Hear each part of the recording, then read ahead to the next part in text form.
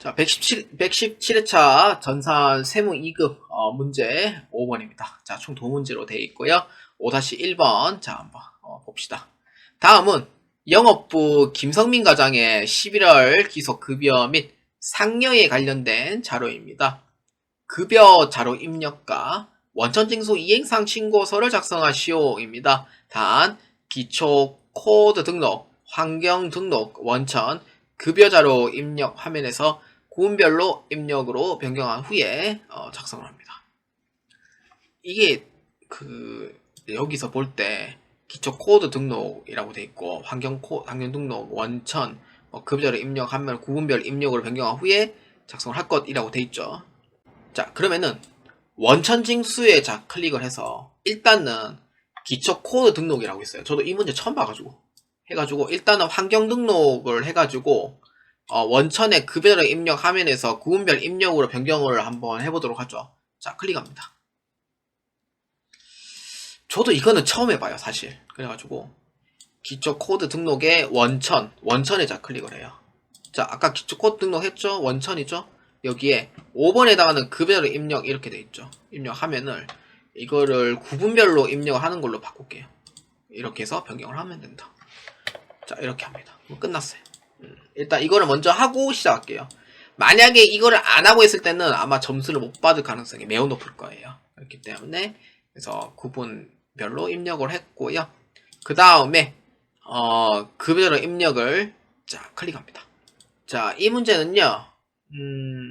자, 보니까 11월 기소 급여 및 상여 자료, 그 다음 상여 자료 이렇게 있습니다. 이 밑에 부분을 잘 읽으셔야 돼요.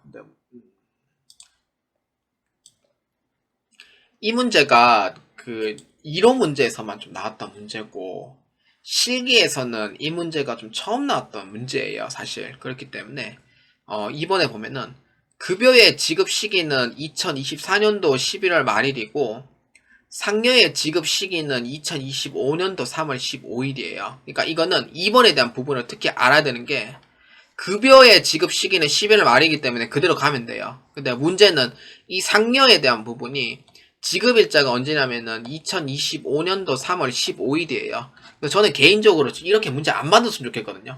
그러니까 특례 규정이라는 부분이라서 문제를 만든 부분은 저는 아무 얘기를 안 하겠어요. 근데 실제 이제 현실에서는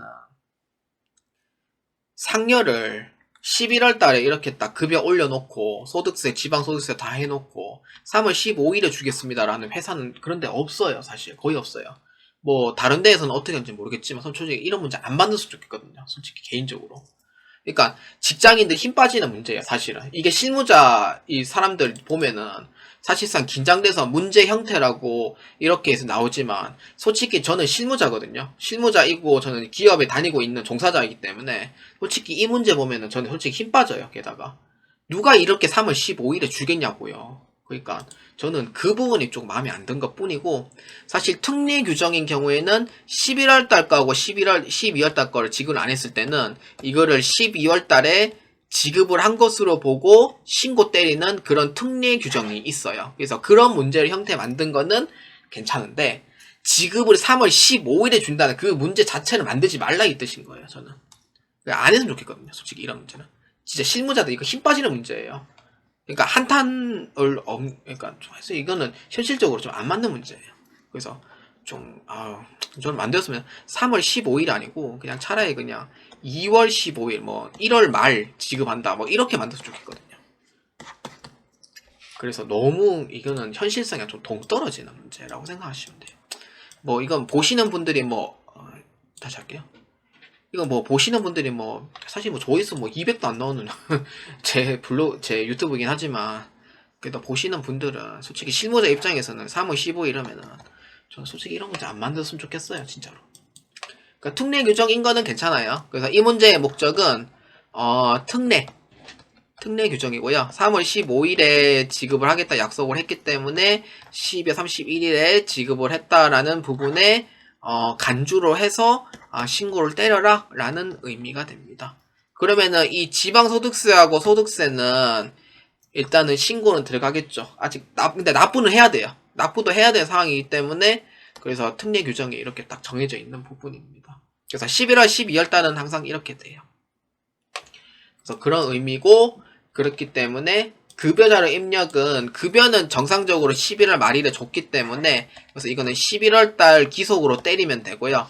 그래서 원래 이거는 지급한 날이 25년도 3월로 잡아야 돼요. 원래는. 근데 특례 규정에 따라서 24년도 12월 달로 해서 신고 넣어라 라는 의미예요. 그러니까 너희들 돈을 안 줘도 11월 달, 12월 달은 월급 밀리더라도 너희들은 무조건 신고한 걸로 봐야 된다. 돈을 준 걸로 내가 인식을 해야 된다. 라는 특례 때문에 날짜를 이렇게 따로 해야 되는 이유가 이렇게 있는 겁니다.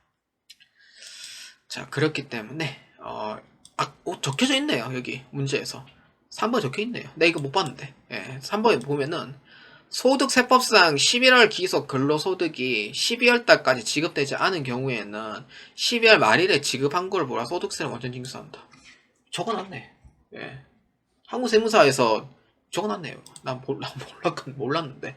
예전에 공개방에서, 공개 오픈톡방에서 이 문제 논란이 많았었거든요. 그래서 저도 진짜 이거 지급 시기까지만 보고 솔직히 저도 좀 많이 기분이 안 좋았어요. 사실. 왜냐면은 직장인으로서, 그러니까 상여를 3월 15일에 준 데가 어디 있냐고. 그거를 엄청 얘기를 많이 어필했는데, 3번에 대한 얘기가, 이게 있는 줄 몰랐네요. 진짜로. 왜냐면 저는 가다만 안 보거든요. 그렇기 때문에 이런 거고. 그래서 지급 시기별로 각각 급여 자료 입력과 원천징수 이행사항 신고서를 작성한다. 그럼 여러분들이 만약에 지급 연월일을 2025년 3월 15일로 때려잡았다 하면은 이 문제는 사실 점수 못 받는 경우가 좀 높지 않았을까 싶어요, 저는. 왜냐? 3번에 이미 다 적혀 있잖아요. 그거를 무시하고 넘어갔다? 이건 말이 안 된다는 거예요. 11월달, 12월달 문제로 해서 이렇게 이제 도와주시면 됩니다. 그렇기 때문에 기속은 11월달로 하고요.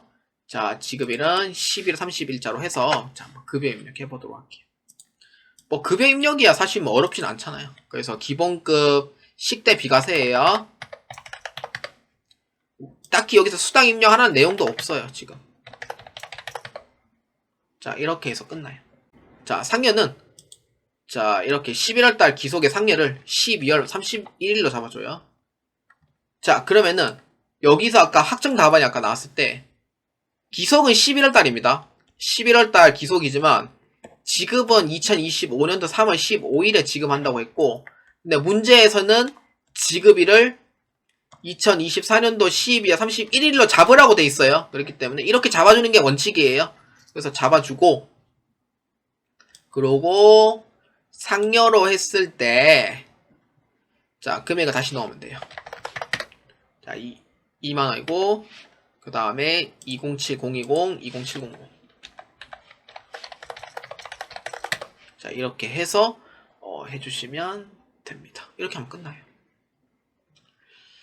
자, 나갔다가, 그 다음에 원천징수 이행사항 신고서, 자, 한번 클릭하겠습니다. 날짜는 기속 11월달 기속이고요. 지급도 11월달 걸로 해서 반영을 해줘요. 자, 그러면은 74,350원짜리 급여가 이렇게 원천징수 이행사항 신고서고요.